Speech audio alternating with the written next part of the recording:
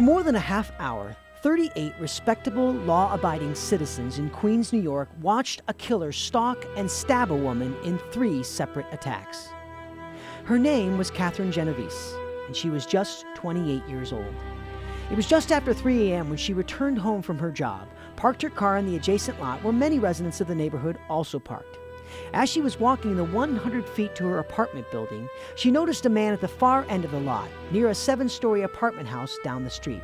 She halted, then nervously she headed up the street where there was a call box to the police. She got as far as a streetlight in front of a bookstore before the man grabbed her. She screamed. Lights went on in the apartment house which faces the bookstore. Windows slid open and voices punctuated the early morning stillness. Miss Genovese screamed, "He stabbed me! Please help me! Please help me!" From one of the upper windows in the apartment house, a man called down, "Let that girl alone!" The assailant looked up at him, shrugged, and walked down the street towards a white sedan parked a short distance away. Miss Genovese struggled to her feet. Lights went out. The killer returned to Miss Genovese, now trying to make her way around the side of the building by the parking lot to get to her apartment. The assailant stabbed her again. "I'm dying!" she shrieked. "I'm dying!" Windows were opened and lights went on in many apartments. The assailant got into his car and drove away. Miss Genovese staggered to her feet. A city bus passed. It was 3:35 a.m. The assailant returned. By then, Miss Genovese had crawled to the back of the building. The killer tried the first door. She wasn't there.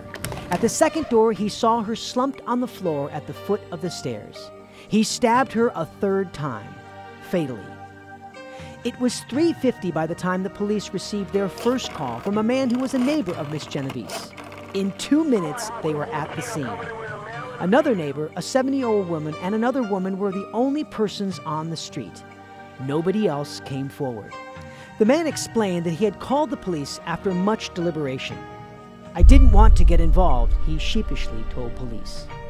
The police stressed how simple it would have been to have gotten in touch with them.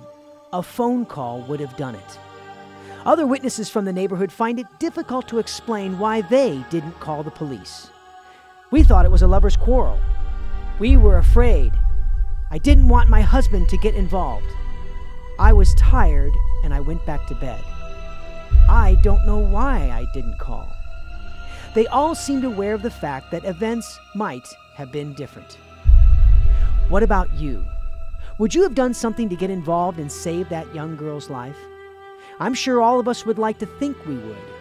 For most of us, we will probably never be in a situation like that. But all of us have other opportunities where we could save a life. What about sharing the life-saving message of the gospel? Do you make excuses? "I don't want to get involved. I'm afraid.